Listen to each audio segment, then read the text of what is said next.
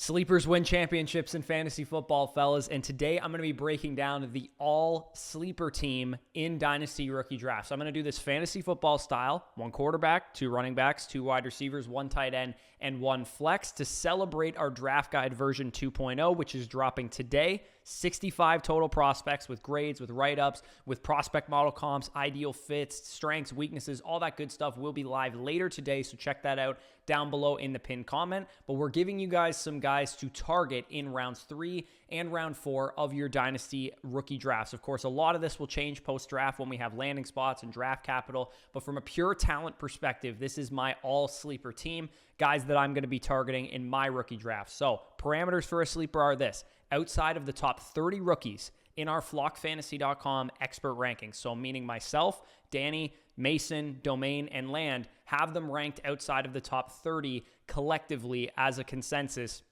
in our Superflex rookie rankings. So these are not guys that are going super high in rookie drafts. They'll probably be going in round 3 and round 4 of your Dynasty Superflex rookie draft. So I'm going to kick it off with the quarterback sleeper that we have here. And again, I'm going to go quarterback, 2 running back, 2 wide receiver, 1 tight end, and 1 flex at the end. Jalen Milroe, quarterback of the Alabama Crimson Tide, is the quarterback sleeper that I am talking about here. I've given the case for Milroe so far, but here is the full case. Remember, this is at a time where we're not very good at evaluating quarterbacks, so keep that in mind. Again, I'm going to give my best shot of evaluating this quarterback, but I do think it's worth noting that because we're not good at evaluating quarterbacks, a guy like Jalen Milroe becomes all the more interesting. And of course, too, Dynasty is a game of range of outcomes, especially at this position. So let me get this started. Jalen Milroe is extremely raw. We all know that. If you guys watch college football, you probably know that. But here's a couple things he does really, really well to be a franchise quarterback in the NFL. In fantasy, what do we care about when it comes to the quarterback position? We care about rushing quarterbacks because rushing quarterbacks score more fantasy points than pocket passing quarterbacks. And Jalen Milroe is not just a dual threat quarterback. He's not just a mobile quarterback. He is an electrifying, rarefied air as a runner. Only Jayden Daniels and Lamar Jackson over a 2-year span in college football, which is the amount of time that Jalen Milroe has started for Alabama in the Power 5, has posted an 85-plus PFF rushing grade, 800-plus rushing yards per season, 10-plus rushing touchdowns per season, and at least 6 yards per carry over that period of time. That is an exclusive list of only Lamar Jackson, only Jayden Daniels, and only Jalen Milroe now. He ran a 4.37 at his pro day. He is the best athlete on the field. It is very evident when you watch the tape. At quarterback, there's an old adage that a lot of scouts like to stick to. With this position, you want to grade the flashes. And basically what that means is that when a guy shows you he's a high-end athlete, a high-end talent at the position, you want to think as an NFL coaching staff that you can get the best out of him. Of all of the quarterbacks in this class, the single best game I watched of all 22 on any one of the quarterbacks, and I scouted 8 of them in our draft guide, was Jalen Milroe against the Georgia Bulldogs. That game specifically showed me what he can do against an NFL caliber defense. You're going to see Jalen Walker and a bunch of other guys from that defense playing on Sundays in the NFL. 27 for 33, 374, 2 touchdowns, 1 INT, was a bobbled pass by his tight end, 18 carries, 113 yards on the ground, 2 touchdowns as a runner, 11.3 yards per attempt, 6.3 yards per carry on the ground, 0 sacks, 0 turnover-worthy plays, an absolute masterpiece. The best game I've seen against this defense since C.J. Stroud diced him up back in 2022. And if you guys remember, C.J. Stroud had some bad games on his schedule. Of course, better prospect than Jalen Milroe, respectively. But if you were grading the flashes, you would have really liked C.J. Stroud because of that game. Here's the thing with quarterback evaluation. This can be a little bit of a mini rant here. In a class where nobody's a slam dunk, Shadur, Cam Ward, Jackson Dart, all these guys, nobody's a slam dunk at this position. Why not swing for the fences if you're an NFL team, especially when this guy is not costing you a first-round pick? How is this any different than Anthony Richardson to me? Somebody please in the comments tell me what Anthony Richardson did better than Jalen Milroe coming out of college, because the answer is he didn't do anything better than Jalen Milroe. They had the same struggles. It was the same bet. You were betting on an extremely talented athlete who was going to run the ball at a high level and hopefully develop into a better quarterback from the pocket at the NFL level. He went 4th overall in the NFL draft, guys, and he should have sat a full year before starting any NFL games, and that's not what happened. Here's why Jalen Milroe, in my opinion, is a better bet than Anthony Richardson. Again, not talking about how high I would take him in a rookie draft, just the quarterback prospect. He is beloved by his teammates, has incredible work ethic. He is wired like a franchise quarterback by every single report. Just Google Jalen Milroe character, and you'll see a bunch of articles pop up about how good of a guy he is, how good of a worker he is, and that's what it takes to develop as a quarterback in the NFL. Think of Patrick Mahomes, think of Josh Allen, think of Lamar Jackson, and think of Justin Herbert specifically. All of these quarterbacks coming out, were any of them slam dunks? No, because they would have went first overall in the draft if they were. Were any of them sure things? All of them had something they needed to work on. And you know why they worked out in the NFL? Because they had what it takes above the shoulders. For Patrick Mahomes, it was decision-making, also some of the scheme that he played in at Texas Tech. Josh Allen wasn't accurate. He worked on that stuff in the NFL, and it took him a couple of years once he got there. Lamar Jackson, same thing. He needed to win from the pocket a little bit more, throw outside the numbers a little bit better. For him, it was also accuracy related. Justin Herbert played in a Mickey Mouse scheme at the University of Oregon that kind of held back his natural tools. Milroe has two major flaws: ball placement, accuracy, and decision-making. But here's why I have hope. He's an absolute freak show athletically. He has the intangibles above the shoulders by every report. Again, I don't know the guy. I'm just going off of what has been reported. He was pressured on more dropbacks than any quarterback in this class, over 33% of them, even in games where he objectively did not play well. Against Michigan, for example, both in 2023 and 2024, you still saw unbelievable throws, unbelievable plays that he made, and he was basically under duress every single drop back because his offensive line could not handle Michigan's defensive line. Naturally, they have really good players on that defensive line.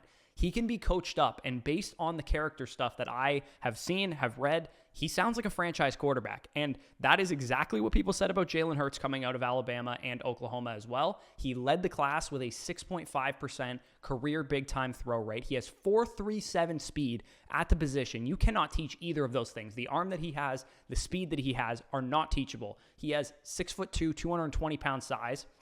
And as a passer, he does have some redeeming qualities. When he's in rhythm, he can throw the ball accurately. I was really impressed with his internal clock, i.e. he senses pressure, he scrambles, he gets out of the pocket, he makes things happen. He is a playmaker. Give me Jalen Milroe to work behind Justin Fields with the Jets. Give me Jalen Milroe to work behind potentially Aaron Rodgers with Pittsburgh. Give me Jalen Milroe to work behind Matthew Stafford in Los Angeles. If you give this guy top 75 draft capital, top 3-round draft capital, and a chance to start in the future, I do think he can be an absolute franchise quarterback. Those are the landing spots specifically that I would like for him. I have a higher grade on Jalen Milroe than I had on Anthony Richardson coming out. And believe me, it's warranted, because if you gave Anthony Richardson the intangibles that Jalen Milroe reportedly has, I believe he would be a starting NFL QB1 and probably a young star in the making. Oh, and by the way, this is not a player that you have to spend the 102 on like you did with Anthony Richardson. Let's say he goes round 3 to the Steelers, Jets, Rams, somebody like that.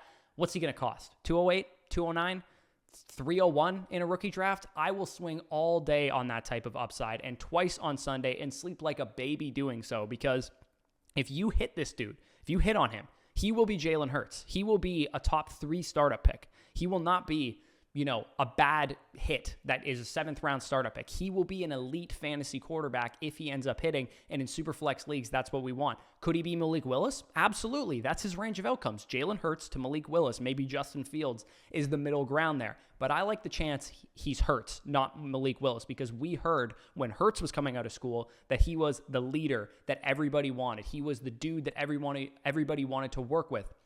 Sleepers who can be elite players in Superflex will always be priority number 1 for me in rookie drafts in the 3rd and 4th round. If you can hit to be a startup pick, 1st-round guy, top 2-round guy, that is the quickest way you can turn around a dynasty roster. And to me, the fact that you can do it without spending a 1st-round pick and maybe not even a 2nd-round pick on this player is why I'm so passionate about Jalen Milroe being an elite swing. I have him as my quarterback 2 in the class. I have him over Shedeur Sanders and over Jackson Dart, only behind Cam Ward. I would spend a top 50 pick on him if I was an NFL franchise.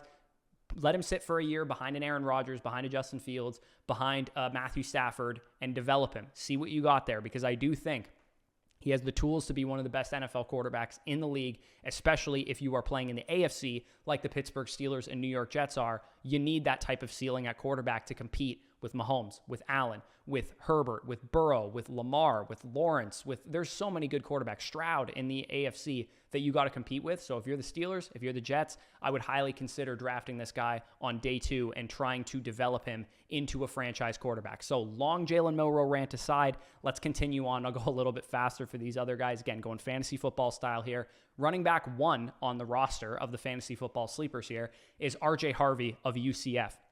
He is running back 15 right now in our expert rankings, 37th overall. I didn't actually mention where Jalen Milroe was going off the board. He was going off the board right at 30th overall, QB 4 off the board. So RJ Harvey, I'll start off by saying that if RJ Harvey was 21 years old right now and not 24 years old like he actually is, he might be a top 6 to 8 running back in this class. The prospect model loves this guy. He is an RB2 upside caliber prospect, and for the running backs and wide receivers, I'll definitely highlight where they rank in the prospect model, which hit rate wise produced an RB2 or better season almost 60% of the time. And keep in mind, too, that this is projecting RJ Harvey to get 4th round draft capital. If he sneaks into day 2, he would move up even beyond some of the names that you see him along here. James Cook, Ronald Jones, and Kendre Miller being his closest comps from an analytic, film, traits perspective. People are all looking for this year's Bucky Irving, right? You guys, if you drafted Bucky Irving last year, you got him, 309, something like that, and he ended up turning into a top 10 dynasty running back for you.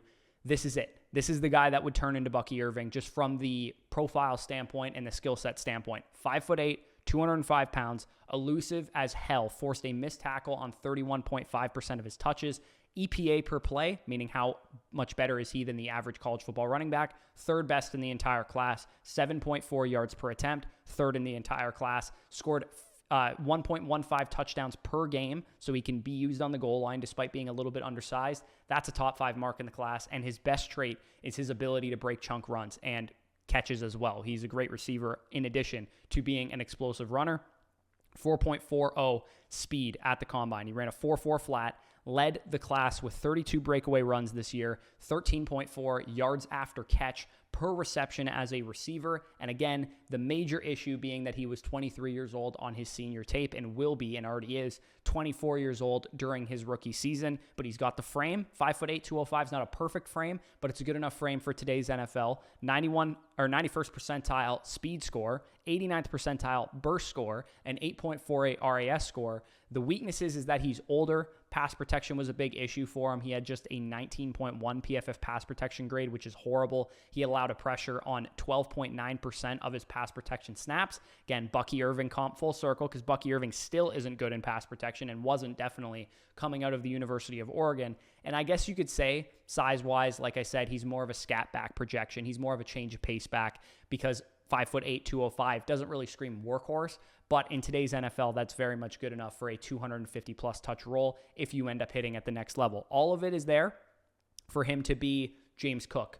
Ronald Jones is the other comp that showed up. I know he didn't really hit in the NFL, but he was a pretty solid prospect. My official comp for him is James Cook, but I do think Bucky Irving is in the range of outcomes. Bucky Irving actually a worse prospect according to the prospect model than James Cook and RJ Harvey are, but that's more because he was really undersized and didn't test very well on paper analytically. Bucky Irving definitely was the better prospect because he was an early declare, had a couple years of production, and so on and so forth. So RJ Harvey, one of my favorite sleepers in this year's running back class, and there's a lot of good running backs in this class. I have 22 guys ranked inside of my top 50 overall Superflex players in the draft guide. There's a lot of sleeper running backs in this class, but RJ Harvey is one of my favorite sleepers. Same goes for Raheim Sanders, Rocket Sanders of the University of South Carolina. He is going off the board right now, according to our expert rankings, 38th overall, RB16 in the rankings there. Raheim Sanders, back in 2022, was thought of to be the next great fantasy running back. He was going to be potentially the 101 in 2024 rookie drafts after his sophomore season at Arkansas. Back then, the argument was, okay, who's the RB1 in 2024? Is it Travion Henderson? Is it Raheim Sanders? Is it Trey Benson? There was a couple guys in that class that we were all really enamored with. Raheim Sanders had an excellent sophomore year at the University of Arkansas, posting an 87.4 PFF rushing grade, 1,466 rushing yards, 10 touchdowns, added 27 catches for 248 yards through the air. At 6 foot, 217 pounds, he was listed like 230, but he weighed in officially at 217. He also ran a 4.46 at the combine at that size, good for 88th percentile weight adjusted speed score, and his jumps were solid too, 71st percentile burst score as well. Unfortunately, his agilities were not good at 10th percentile, and he closed out a 7.08 RAS, which is solid but not excellent. Raheim Sanders, what people don't realize is that he had a lot of injuries in college.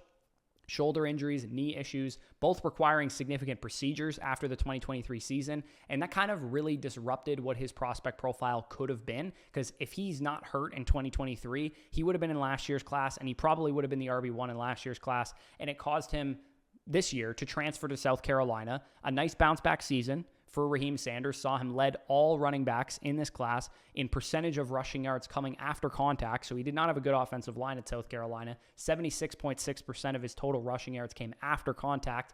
He forced a missed tackle on 32.4% of his touches, and he ranked top 11 in this class in EPA per play, even though he is off the board RB16 in the rankings right now. He is officially a flex play caliber prospect in the model who generally hit at about a 30% clip for RB2 or better production. You're only getting an RB1 about 5-10% of the time. But again, we can kind of explain away why he's in this territory of prospect and not maybe the territory of RJ Harvey or better, because he had a lot of injuries specifically in 2023. Weaknesses, definitely has some of them. He has a pretty bad profile as a result of the injury history. That could affect his draft capital. We got to make sure that he is not going undrafted because he has such bad knee issues and medicals and all that kind of stuff. He is 23 years old his rookie season. Pass protection wasn't great for him. And agility, like I said, was a problem both on film and in the testing numbers. Despite having good missed tackles forced per attempt, he isn't the most elusive back in the world. He's more north and south. He's a big back. He can break tackles, but he's not really going to make you miss in a phone booth consistently. If he's healthy, I like Ramondre Stevenson as the comp for him. I do think he's faster than Stevenson. He ran a 4.6 at the combine versus a 4.46 for Raheim Sanders. So I really like Raheim Sanders. He's kind of a post-hype sleeper, obviously, because he was really, really hyped at one point. People have kind of gotten sick of him, and now nobody seems to give a shit about him. But who knows, man? The NFL might see a big back who's fast and take him in the third round, and it'll be wheels up for the Dynasty community yet again. Again, if he goes 5th, 6th, 7th round, it's probably because the medicals aren't great. But even then, I'm still willing to take shots on him in the 3rd, 4th round of rookie drafts. So those are my 2 running backs. I'll get to another one in the flex in a second.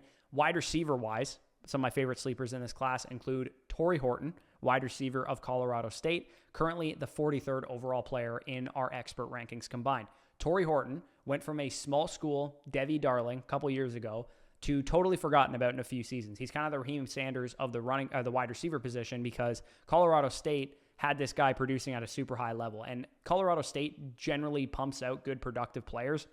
Michael Gallup, Rashard Higgins, Preston Williams, even Trey McBride at the tight end position, because they usually funnel their passing game to their top guy, whoever it is, wide receiver or tight end.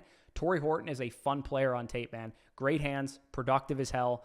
Downfield, he was able to work as well. You can see that in the athletic testing. Yards after catch ability, specifically in 2023, they used him a little bit closer to the line of scrimmage, but in 2024 and 2022, he was more of a downfield guy. His ADOT was 10.2 in 2023, so you saw that yards after catch ability on display. Like I said, highly productive for multiple years. Post-combine, I definitely think he's probably on the rise for a lot of NFL teams, because dude, running a 4.41 at 6'3", 196 pounds with a 9.81 relative athletic score, that's very similar to like George Pickens, for example, athletically. For a guy of 6'3", 195 pounds, that's how big George Pickens is. And he also has great hands like George Pickens and is fast enough like George Pickens was.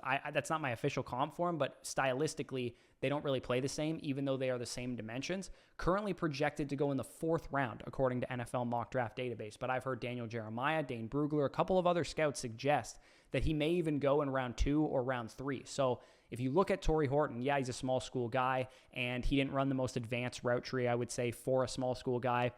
He did struggle at times with physical press man coverage corners, and his 2024 season was cut short due to a knee surgery. And as long as his medicals check out as well, I do think that an NFL team is going to look at this guy and think, hey, he can be our wide receiver 3 right away and potentially our wide receiver 2 long term. My comp for him is Rashard Higgins, but like I said, I do think there's some shades of George Pickens to his profile, and play style wise, I do think there's a little bit of Jalen McMillan, but a little bit bigger in terms of how he actually plays. Again, he is a dart throw caliber prospect right now, but like I said, that is projecting that he gets 4th round draft capital, not 2nd or 3rd round draft capital. And I also do think it's worth noting that he probably would have had a great 2024 season if he doesn't go down with the injury. So Raheim Sanders and Tory Horton, you get a little bit of an injury discount with both of those guys, but I feel pretty good about both of them. And speaking of discounts, let's talk about Xavier Restrepo, wide receiver of Miami.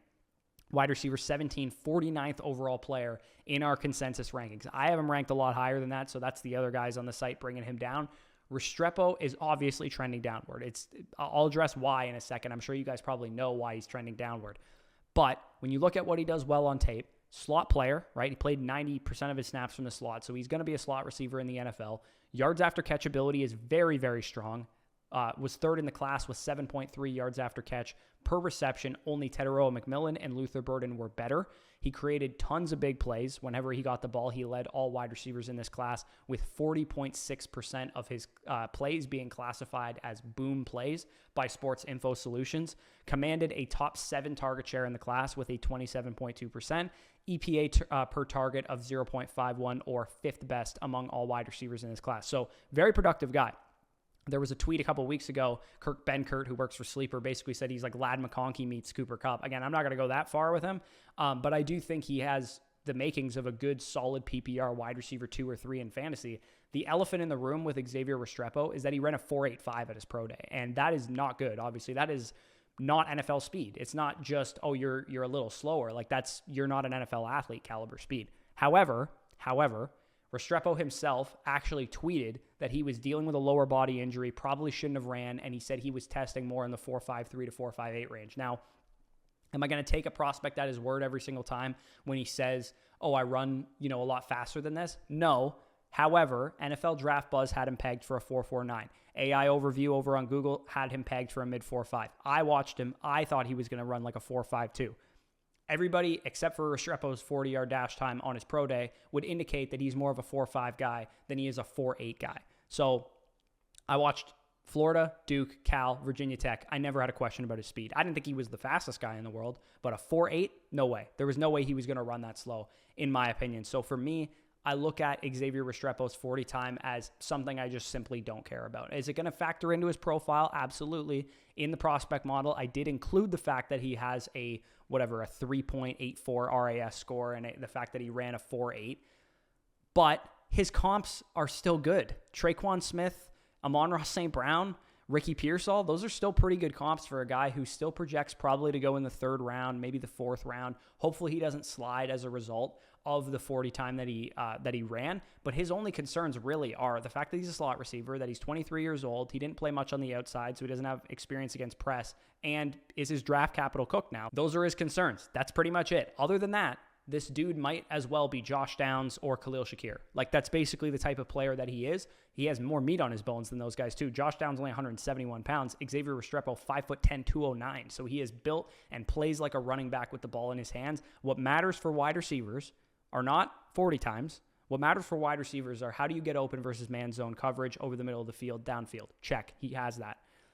Can you catch the ball under duress? When you have contested defenders draped all over you, can you catch balls outside of your frame? Can you make one-handed catches, spectacular catches? Basically, hands. He has that.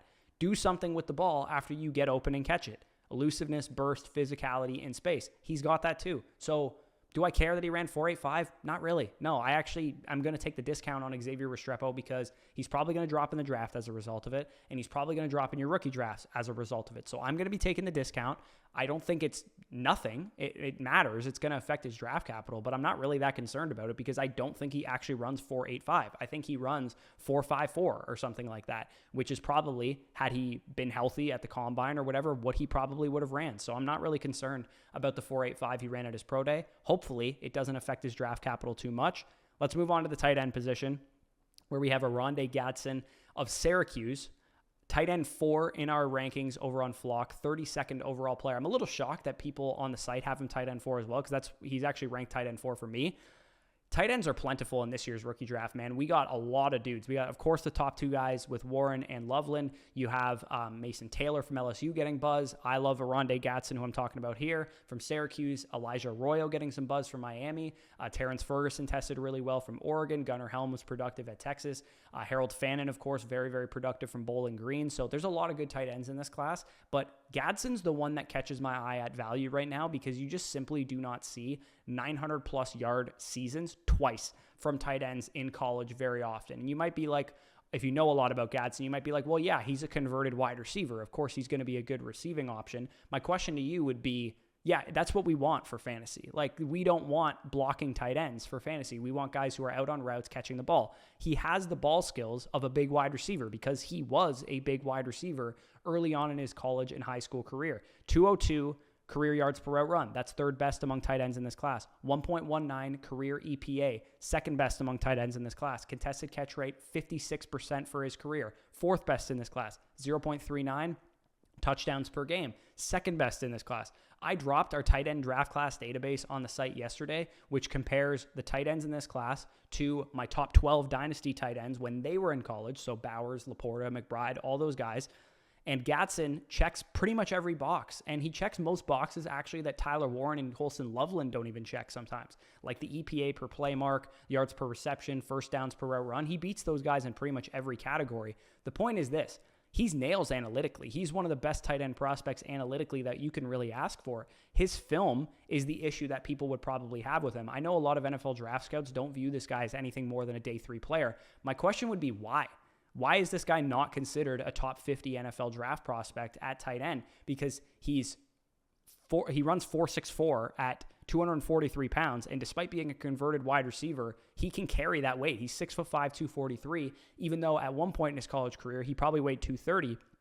8.22 relative athletic score, 81st percentile speed score. Because he was a wide receiver at one point, he has natural ball skills. He can run routes at a high level. He played in the slot, out wide, in line. Again, he didn't play in line as much as some of the other tight ends in this class, but given that he was once probably 230 pounds and is now 243, which is, by the way, the same weight that Brock Bowers is, same weight that Sam Laporta is, his blocking ability is capable. I don't think it's, excellent. I don't think he's the best blocking tight end in the world, but when he's asked to assign to a run gap, he can clear it. When he has to hold up in pass protection, he can hold up. He posted one of the lowest pressure rates allowed in pass protection in this class at 2.8%. His solid pass blocking grade of 65.0 and run blocking grade of 66.0 don't indicate to me, nor does his film, that he's a liability as a blocker. So I do think an NFL team is going to look at the framework he presents.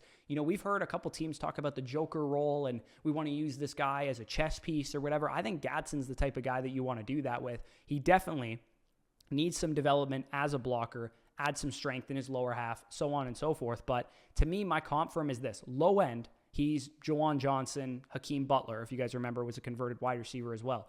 So not a great outcome there. That's his low end. I think he's a little bit of a boomer bust prospect. But to me, the ceiling is Darren Waller. I think he could be Darren Waller level or Kyle Pitts level. I mean, Kyle Pitts been a little disappointing, but just that type of player, to me, is rare at the tight end position. A guy who can legitimately be the number 1 or number 2 target on his offense doesn't happen very often. And I think Oronde Gadsden II from Syracuse can do that. And hopefully we get good draft capital from this guy, because that's one of his weaknesses right now, is that most NFL draft scouts seem to think that, he's going to go in the 4th round or the 5th round or something like that.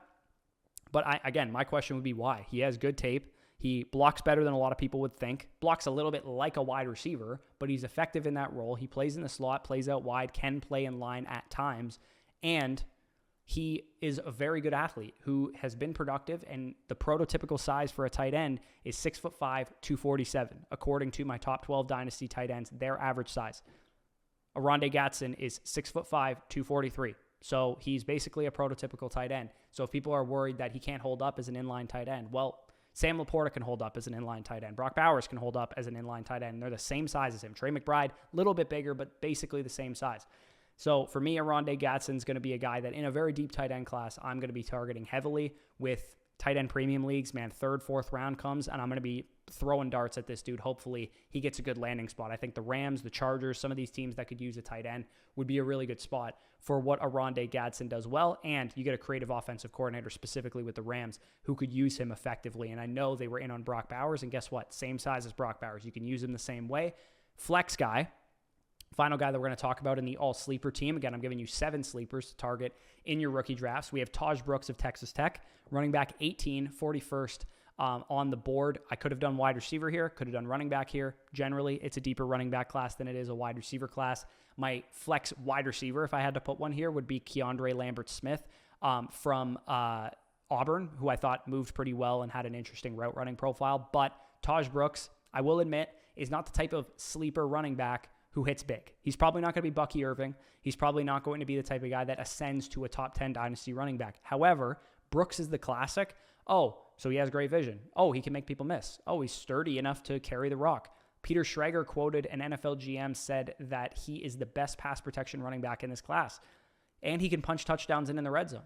Okay, well, this guy could carry the ball for us like 250 times if we needed him to. If we wanted to just punt the running back position and, take him in the 5th round and let him carry the ball 250 times like the Bengals did with Chase Brown, or the Texans did with Dameon Pierce before they signed Joe Mixon, or the Jaguars did with James Robinson, or the Jets did with Michael Carter before they drafted Breece Hall. He strikes me as that type of hit where there's probably a selling window on him, but he's a good player. He's an interesting player. He can do a lot. He was good for his college career pretty much the entire time. And here's the important thing with Tahj Brooks. He did himself a huge, and I mean huge, favor at the NFL Combine for a couple of reasons. Number one, a lot of people thought he was going to run slow, myself included. I thought he was going to run like a 4.63, 4.65, something like that. He ran a 4.52 at the Combine, which is an excellent time for Tahj Brooks. Again, 4.52 doesn't sound exciting, but when you watch the film before the Combine and you realize that he probably should have ran in the 4.6s and didn't, that's great news. The burst on tape is not excellent, but it's 55th percentile by the testing. 73rd percentile speed score numbers, 93rd percentile agility, which I wasn't expecting either, and an 8.59 out of 10 RAS score, which is an 86th percentile total. What I expected from him at the Combine was, okay, just don't screw it up. You're a good player on tape, but you don't want to test poorly. Here's the exciting thing about Tahj Brooks. He played at 230, and he came in at the Combine at 214. So Tahj Brooks, if you're listening to this, maybe stay at 214 because you're a lot better athlete when you're 214 versus 230. So for me, he blew my expectations out of the water at the Combine. And I'm not saying he's some excellent running back prospect, but at the very least, this is a dude you want to throw darts on in the 3rd, 4th round of rookie drafts if he gets a landing spot where he can carry the ball. Like, let's say the Raiders punt the running back position again, and he's like their 5th round pick. Like, that would be an excellent landing spot for him. He can run the ball. He can be like the Chris Carson for Pete Carroll. That would be a great landing spot for him. Let's say he lands behind Joe Mixon in Houston, and year one, he's working as a handcuff, but then long-term, maybe he can take over the starting role, just like Chase Brown did with Cincinnati. So for me, I look at Tahj Brooks, and I'm like, dude, this guy can play. He can catch the ball capably. He's not an excellent receiver. I would say his weaknesses are that he's almost 23 years old. He has 1,000 career touches under his belt. He played 5 years in college football as a starter. The ceiling is probably not super high, but again, he is a capable receiver, but not an excellent receiver. And on tape, he didn't look like that great of an athlete, but he did test a lot better than we thought. So like Raheim Sanders, he's a flex play caliber prospect in the prospect model with 5th, 6th round expected draft capital. But I'll just swing on this dude in round 3, 4 of rookie drafts because he was consistently good his entire college career. Who knows? Maybe there's room for development. Now that he's 214, maybe he's going to be a little bit better of an athlete. We don't know. My comp for him officially is Ray Davis, but Devin Singletary, like career, wouldn't shock me at all because he is a coach's best friend. And going back to that Peter Schrager quote, if NFL coaches love him in pass protection, there's a good chance he'll get drafted higher than people think. 3rd, 4th round is very possible for him, and that would be great news. So that is my all-sleeper team. 7 players that I love in the 2025 NFL draft for dynasty rookie draft purposes who I think are undervalued, who I'm going to be taking stabs on. Again, this will change post-draft. I'll probably do a top 5 sleepers or whatever post-NFL draft based on draft capital and landing spots. But from a talent perspective, these 7 players are guys that I am higher on relative to the rest of the market that are outside of the top 30 overall rankings in consensus for us on the site in Superflex formats. So if you enjoyed this video, leave a like, subscribe, all that good stuff. If you want to check out our draft guide, it has 65, count them, 65. You only have 48 rounds or 48 picks in your rookie draft, most of you. and there are 65 prospects written up, graded, comps, FSE prospect model stuff, strengths, weaknesses, ideal fits, fantasy outlook, where you should take them in rookie drafts. All of that stuff is written up in our draft guide, Dynasty Wall Street Journal version 2.0, dropping later today. I'm dropping this video on April 1st. This is not an April Fool's joke. We do have a draft guide coming out, and it will be live at least by probably 6 p.m. Eastern tonight. So if you guys want to check that out, definitely go ahead to hit the link down below in the pinned comment. On flockfantasy.com, site subscribers, if you sign up annually, get an annual Mother Flocker tier. You get a free team review from us. You can be featured on a Dynasty Decisions episode. You also get discounted a la carte purchases for future team reviews, future trade questions, future super chats, whatever you guys want to do over there. And of course, you get access to the site, our draft guide, all the draft guides of the other creators, the prospects tab. People have been asking me about it. Pro Day, Combine, all that stuff is going to be added this week or next week. I sent all the running back stuff to the devs today. Going to be sending all the wide receiver stuff to the devs tomorrow. They're working on a big project right now. I'm not going to spoil the announcement, but it's an excellent addition to the site. By late this week, early next week, we should have the prospects model totally updated with Pro Day numbers, with official measurements, with Combine numbers, with new FSE grades, so you guys can tinker with the prospect model over on the site. Check out all that stuff linked down below in the description and in the pinned comment. But with that being said, peace out, and I'll talk to you soon.